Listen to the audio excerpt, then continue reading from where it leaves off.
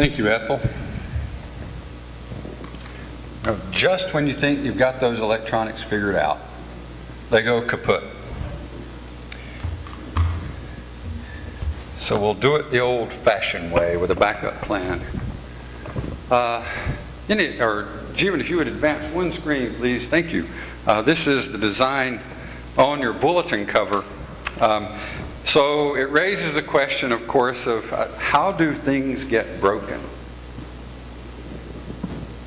What gets broken other than my tablet occasionally? At least it malfunctions.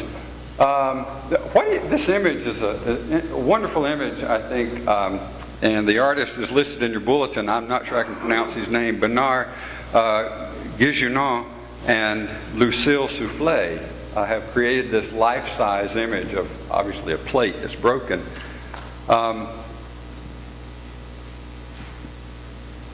Sometimes when I wash dishes, particularly if it's, for instance, a champagne glass or something like that, something that's very fragile, then I will actually, apparently I do it a little too vigorously, and it will literally break in my hand. And so far, only once have I actually cut my finger. I still got a scar from it from many years ago. But occasionally that happens, and one will break in my hand. How do things get broken? That's one way. Things, yeah, you can drop things, right? Accident, sure. Yeah. Clumsy, sometimes. You take for granted they're too strong. You think they aren't breakable, and yet sometimes they are. And anger. Sometimes things get broken in anger. Sometimes delight. I remember Teresa and I bought a big mirror once. The frame is still in our front hall, and we put new glass in it. But we bought it for a discount because it had this sconce right in the middle of it, and the glass was already broken. Okay, so it was cracked. We got a really good deal on it. And so we had so much fun taking that glass out of that thing, and then just taking a hammer and breaking it up into little pieces so we could put it in the trash because it was unusual. And that was a good exercise, just in blowing off some steam. It was very therapeutic.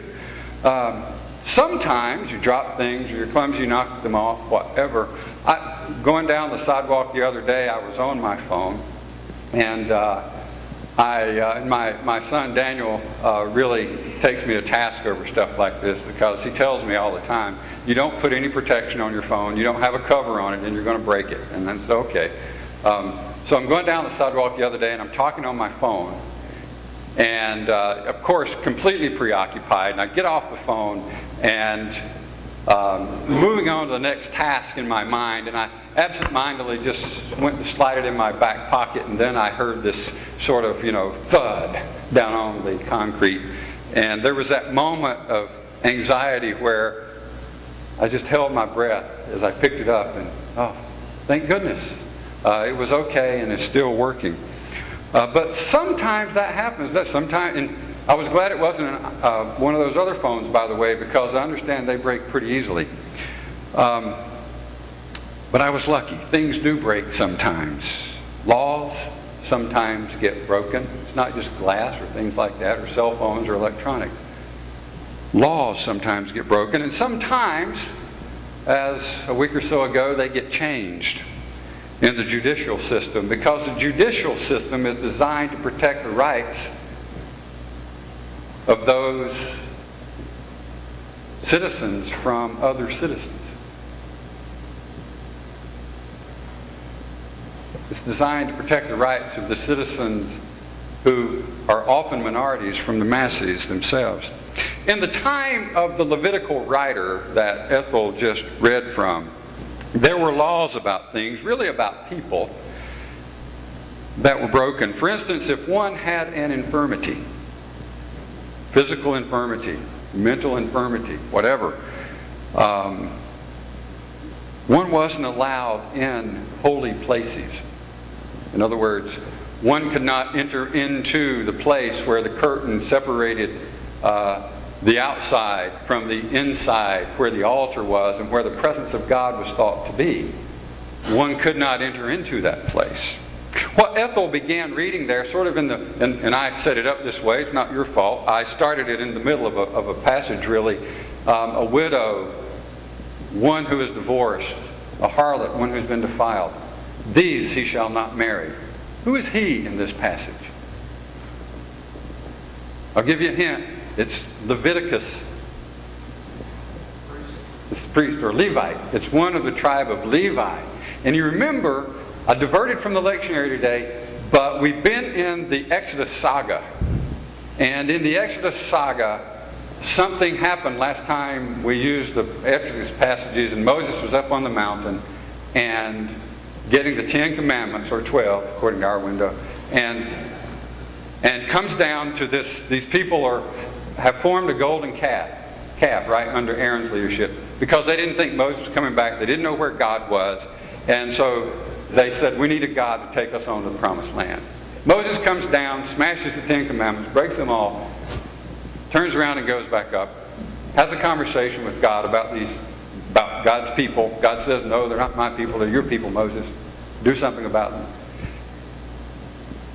When Moses comes back down, something happens. And part of what happens is that the Levites are the ones who are charged with, or at least take the responsibility for, essentially putting to death all those who were worshiping the idol. And so the Levites are given a prestigious religious status in that part of Exodus. And so the Levites, it wasn't proper, it wasn't holy for a Levite priest to marry someone who had an infirmity or who was defiled in any way. Someone who was broken. In other words, to be broken was to be profane, and for a Levite to marry someone who was broken would be to profane himself and therefore the presence of God. Anyone, this included anyone who was broken. Just a simple list here. Anyone who had an infirmity, or to put it another way, was not acceptable to offer sacrifices, could not approach the curtain in front of the altar, in essence could not approach the presence of God. Anyone who was blind or lame or who had uneven limbs. I remember as a child, I had adults in my life who humorously would say, look, one of my arms is shorter than the other. Right? And of course it's how you're doing your shoulders, and I would always fall for it. But if that were actually the case, then one had that was thought of as an infirmity in the time of Leviticus. Anyone who was blind, lame, had uneven limbs or broken bones, or who was hunched over, or who was a dwarf, or who had an itch or a twitch, had an infirmity, and were not acceptable to approach the altar of God. You realize who this would include these days? At least, really practically everybody in this world. Because somebody has to be the judge, right? Of who does or doesn't have an infirmity. And these are just based on visible signs. Of course, nowadays, in our time, the ones who don't have infirmities we think of as supermodels. And that becomes the, sort of the iconic idol of what it means to not have an infirmity. And it brings about all kinds of perceived infirmities in our society, unfortunately. And it is particularly directed toward women and girls. But today let's look a little beyond that curtain for God's presence in Leviticus, and let's turn to the book of Isaiah, where the prophet there will give us some good news for those with infirmities, for those with brokenness. So Isaiah 53 verses 1 through 6. And Isaiah is writing from the time of exile, so people are in dire straits. And he says, who has believed what we have heard, and to whom has the arm of the Lord been revealed, for he grew up before him like a young plant, and like a root out of dry ground. He had no form or majesty that we should look at him, nothing in his appearance that we should desire him. He was despised and rejected by others, a man of suffering and acquainted with infirmity, and as one from whom others hid their face. He was despised, and of him we held no account. And then those familiar verses that are also repeated in the Christian scriptures. Surely he has borne our infirmities and carried our diseases. Yet we accounted him stricken, struck down by God, and afflicted. But he was wounded for our transgressions, crushed for our iniquities. And upon him was the punishment that made us whole. And by his bruises we are healed. All we like sheep have gone astray. We have all turned to our own way, and the Lord has laid on him the iniquity of us all. I'm sure you have heard those words before. Whether this was a prophecy about Jesus as he came to be or not, one thing is clear. Jesus did embody such infirmities and such brokenness in his own life and even in his own body. Not only did he bear these in his own body and in his life, he also did so by touching those who had these infirmities. Rather than avoid the infirmity or count as something to be avoided, Jesus went into it and touched the person, touching him compassionately, thereby transforming into the beauty of God.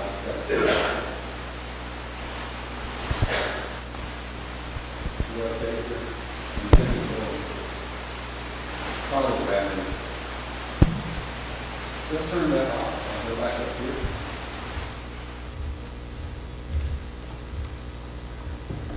I may have to come down again a little later. So, sometimes though, we're not so lucky. And really important things break or get broken.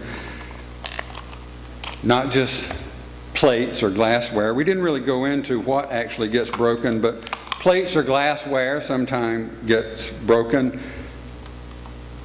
Other things more important than even laws sometimes get broken.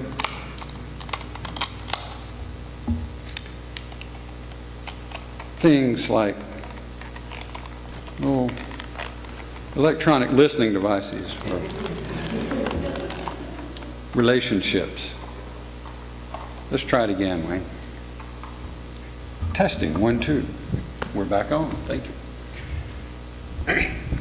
Fragile things get broken, like relationships. This piece of art here, just hang on to that one actually for right now, Ju, and thank you. Just contemplate this piece of art. You also have it on the cover of your bulletin. And just stay with it for a moment. Without words. Imagine what the artists might have been thinking.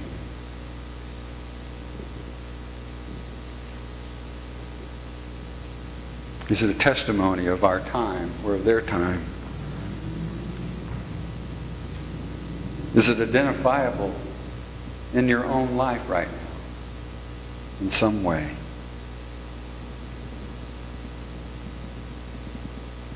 Whatever else this piece of art does for me, it draws me into it. It draws me into the brokenness of it. Do you find this art unimaginable, unacceptable, irreparable? I know it's irreparable, but I like the word irreparable as well. It may be. It may be irreparable. Let me ask you, what does repair of the brokenness that you just imagined in your life, what does the repair of that look like? You don't have to say it out loud. This is pretty.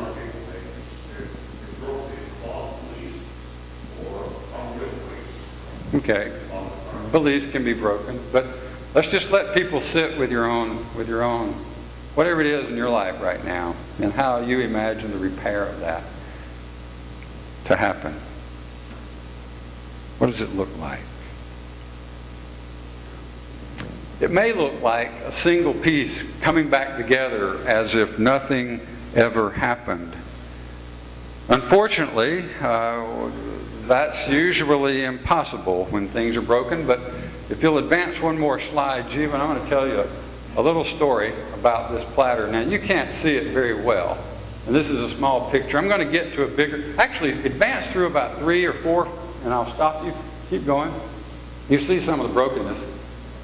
One more. There. Stay right there. That's sort of what this platter, this is an actual platter that is mine. It belongs to me. It's an actual platter that Annie, my stepdaughter, bought for me in Mexico a couple of years ago. And this is pretty much what it looked like when she bought it. And she was flying home from Mexico, and she bought a little village that she's familiar with in Mexico where she spent a lot of time. So these colors are unique to that area. And she was flying back from Mexico to her dad's place in South Bend.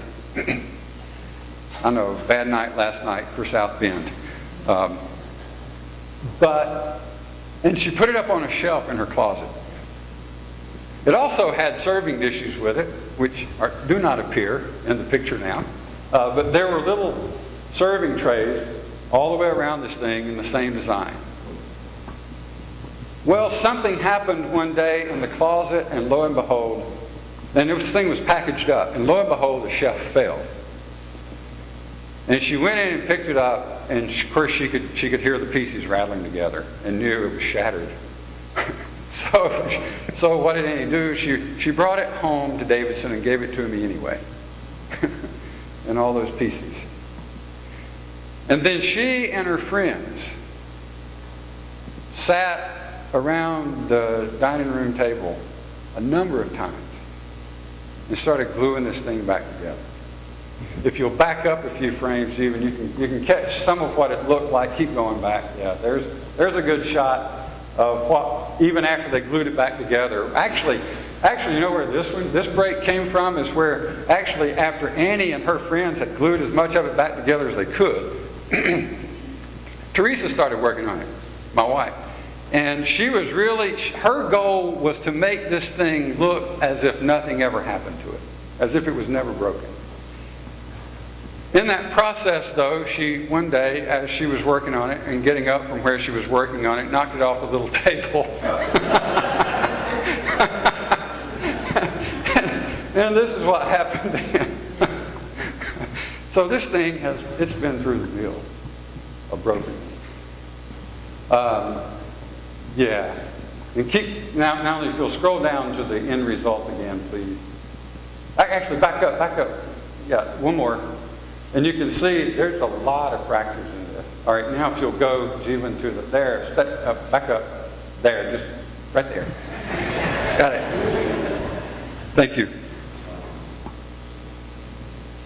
So this is what this is what this dish looks like now. It looks almost as if nothing ever happened. Unless you turn it over on the back side, you can see some cracks in it that are filled in with glue. It's broken and broken again and repaired and carefully glued back together, almost as if nothing ever happened. If you were to look at this thing just sitting on our counter, you wouldn't know that it had ever been broken. Yeah. What's that? Teresa bought paint, mixed it up to match the colors, and, just did the paint on it as well. It was restored to relative health and nearly identical to its former self. Less a few pieces. And that's one way to imagine the repair of brokenness, is to imagine that it's got to be as if nothing ever happened. You may be able to imagine it turning into something good and beautiful, even the brokenness in relationships. Some of that brokenness comes from the action of others. Some of that brokenness comes from our own inaction or inability. Some of it comes from others sort of dropping us, or us not responding well, or at all. And relationships have slipped from your life to the ground in pieces. Sometimes our relationships come back together like this, as if nothing happened. But let me show you another way as well. One thing. Thank you. As you can tell, this is a piece of pottery that's been broken. And then it's been glued back together. Do you recognize what it's glued together with? What? It's like gold. And it is gold. This is a piece that represents the art of kintsugi, which is a Japanese technique. A practice where cracked pieces, broken pieces are mended with gold, rendering the piece even more beautiful than it was before. The idea behind this practice is not to make it look like the other dish I just showed you, as if nothing ever happened. Because quite frequently in our lives, it's impossible to do that. The idea here is to illuminate the cracks, the damage. And at the end of the process, the piece is even more beautiful, having been broken. Having been broken, we have some choices about how we respond to brokenness. We can leave it broken. We can just leave it. Leave the situation.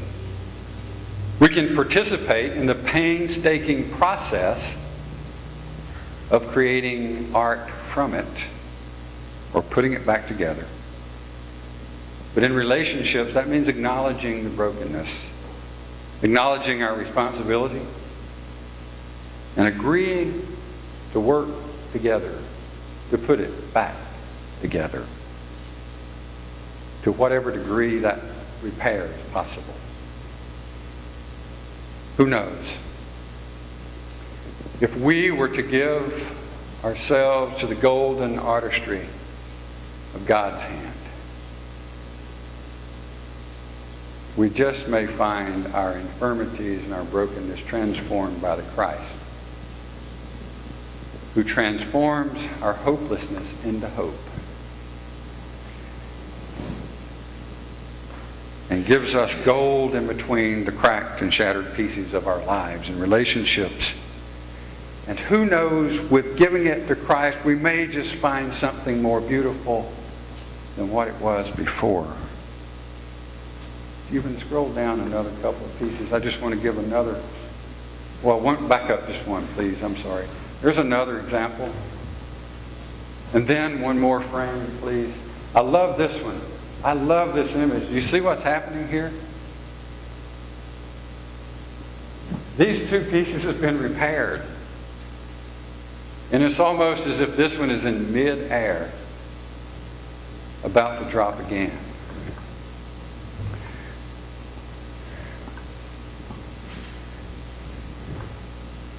Matthew chapter 8 says, "That evening they brought to him many who were possessed by demons, and he cast out spirits with a word, and he cured all who were sick," to fulfill what had been spoken through the prophet Isaiah. He took our infirmities and bore our diseases. I want to challenge you to give yourselves and ourselves to Christ with our brokenness, for mending and for beauty. Having been broken, the possibility exists for beauty. Amen.